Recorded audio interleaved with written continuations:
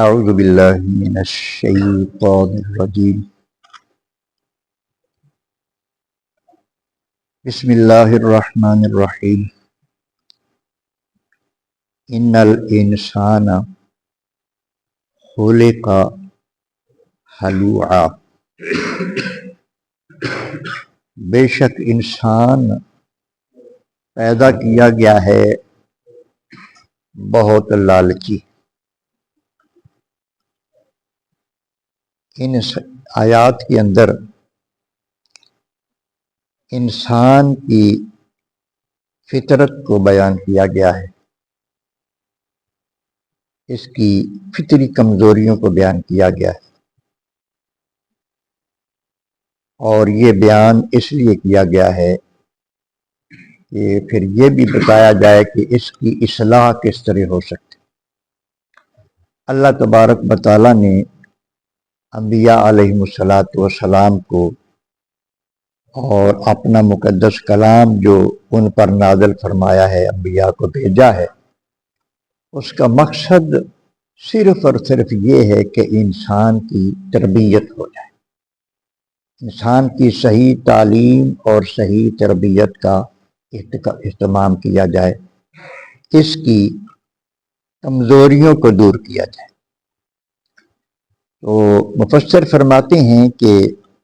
19 سے 35 آیات جو ہیں، یہ بہت ہی قابل غور ہیں۔ وہ فرماتے ہیں کہ اسلام نے عبادات کا جو نظام اپنے ماننے والوں کو دیا ہے، ان کے لیے جو تجویز کیا ہے، وہ محض پوجا پاٹ کا نام نہیں ہے اور بے مقصد رسومات نہیں ہے، بلکہ یہ نظام انسان کی اصلاح اور تربیت کے لیے، اور یہ اس میں انقلاب آفرین نظام رکھا گیا ہے کہ جس میں انسان کی تربیت کا صحیح بندوبست کیا گیا ہے۔ جب انسان کی تربیت ہو جاتی ہے صحیح معنوں میں، تو اس وقت وہ انسانیت کے لیے بھی قابل فخر ہوتا ہے، اپنے خاندان کے لیے بھی قابل فخر ہوتا ہے، اور اپنے ملک کے لیے بھی قابل فخر ہوتا ہے۔ تو پہلے کچھ اس طرح مطلب یہ ہے کہ انسان کی کمزوریوں کا ذکر ہے، تو جس طرح ارشاد فرمایا گیا کہ انسان کو بڑا لالچی پیدا کیا گیا ہے۔ اذا مسہ الشر جزوعا، جب اسے کوئی تکلیف پہنچتی ہے تو وہ بہت گھبرا جانے والا، بہت جزا فضا کرنے والا، مثلا بیماری آ گئی یا تنگ دستی آ گئی، تو ان صورتوں میں وہ بہت زیادہ ناشکری بھی کر جاتا ہے، بہت زیادہ گھبرا جاتا ہے، اور امید ہی ختم ہو جاتی ہے اس کی۔ اور پھر ارشاد فرمایا وَإِذَا مَسَّهُ الْخَيْرُ مَنُوعًا، اور جب اس کو خیر چھوتی ہے، مطلب یہ ہے کہ وہ خوشحال ہو جاتا ہے، تو وہ بہت بڑا بخیل ہو جاتا ہے، اس کے پاس مال آ جاتا ہے، دولت آ جاتی ہے، تو کوئی بھی چیز جو نعمت کے طور پر اللہ تبارک و تعالی عطا فرماتا ہے کسی کو، وہ فن بھی ہو سکتا ہے۔ کسی کے پاس ایسا فن ہے جس سے وہ خود بھی فائدہ اٹھا سکتا ہے، جس سے دوسرے لوگ بھی فائدہ اٹھا سکتے ہیں، تو وہ اللہ کی رضا کے لیے فائدہ پہنچائے دوسروں کو۔ علم اگر بندے کو پاس آ جاتا ہے اور علم خود بھی اس سے فائدہ اٹھاتا ہے اور دوسرے بھی اس سے فائدہ اٹھا سکتے ہیں، تو ان کو بھی فائدہ پہنچانا چاہیے، لیکن اس کی فطرت یہ ہے کہ یہ بخیل ہو جاتا ہے، یعنی ایک تو یہ زیادہ سے زیادہ پھر اس کا یعنی اگر دولت اس کے پاس آتی ہے تو کبھی سیر نہیں ہوا۔ نبی کریم علیہ الصلوۃ والسلام نے ارشاد فرمایا کہ اگر ایک پوری وادی انسان کے پاس دولت کی آ جائے، مال و دولت کی، تو اس کی خواہش یہ ہوتی ہے کہ اس کے پاس یہ دوسری وادی بھی اس کے پاس آ جائے، دو آ جائیں تو پھر اس کی یہ خواہش ہوتی ہے کہ تیسری بھی اس کے پاس آ جائے۔ نبی کریم علیہ الصلوۃ والسلام نے ارشاد فرمایا ایسے انسان کے پیٹ کو صرف قبر کی مٹی ہی بھر سکتی ہے اور کوئی چیز نہیں بھر سکتی۔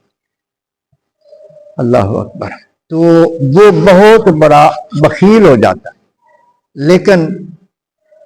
جس کی تربیت ہو جاتی ہے، جس کو صحیح پتہ چل جاتا ہے، اور سخاوت کی جو صفت ہے یہ بھی اللہ تبارک و تعالیٰ کی طرف سے ہی ہوتی ہے۔ جب وہ سخی ہوتا ہے، اپنی ذات کو بھی فائدہ پہنچا رہا ہوتا ہے اور دوسرے لوگوں کو بھی فائدہ پہنچا رہا ہوتا ہے، ہر ایک کی پھر دعائیں اس کے ساتھ ہوتی ہیں، اللہ تبارک و تعالیٰ کی رضا بھی اس کے ساتھ ہوتی ہے، اللہ اس پہ راضی ہوتا ہے اور اللہ تبارک و تعالیٰ اس کو پھر مزید بدلے دیتا چلا جاتا ہے۔ ارشاد فرمایا اللہ تبارک و تعالیٰ نے، یہ جو دو تین صفتیں مطلب بیان کر کے انسان کی،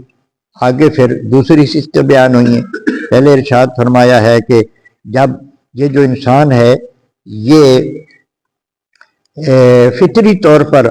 لالچی پیدا ہوا ہے اور تکلیف پہنچے تو گھبرا جانے والا، جزا فضا کرنے والا، اور اگر اس کو دولت ملے تو یہ بخیل ہو جاتا ہے، الا المصلین، سوائے ان نمازیوں کے، الذین هم علی صلاتہم دائمون، جو اپنی نمازوں کی پابندی کریں۔ نماز میں یہ تاثیر ہے کہ جو بندہ صحیح معنوں میں نمازی بن جاتا ہے، صحیح معنوں میں نمازی بن جاتا ہے، اس کے دل میں وسعتیں پیدا ہو جاتی، کیونکہ اللہ پاک نے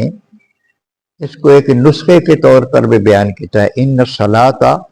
تنہا عن الفحشاء والمنکر، بے شک نماز روک لیتی۔ یہاں نماز کو فاعل کے طور پر بیان کیا ہے کہ نماز روک لیتی ہے بے حیائی سے اور برائی سے، یعنی یہ بذات خود اس کے اندر ایسی تاثیر ہے جو صحیح معنوں میں اس کی بنیاد یہ ہو کہ وہ صرف اللہ کی رضا کے لیے پڑھے اور پابندی کے ساتھ اور صحت لفظی کے ساتھ اس کی ادائیگی بھی کرے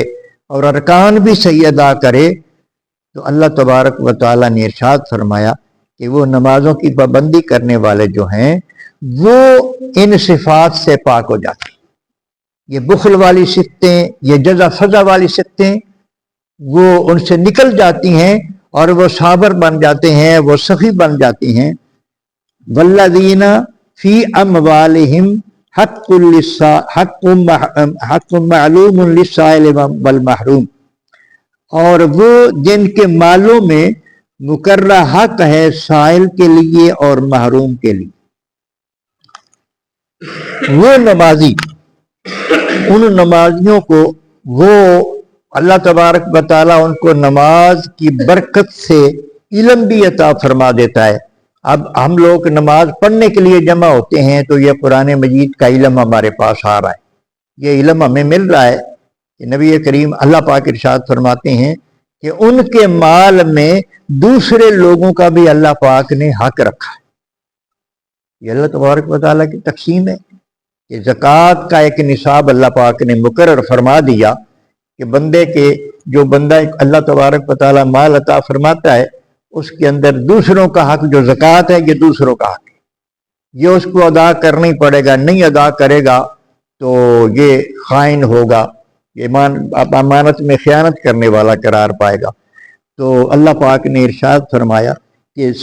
سائلوں کا اور جو مال سے محروم ہے ان کا بھی اس کے مال میں حق ہے، جب یہ ادا کرتا ہے تو یہ بہترین مخلص اور اللہ کا پسندیدہ انسان بن جاتا ہے۔ تو یہ ساری چیزیں اللہ پاک نے بندے کی تربیت اور اصلاح کے لیے بھیجی۔ اللہ سمجھنے کی توفیق عطا فرمائے۔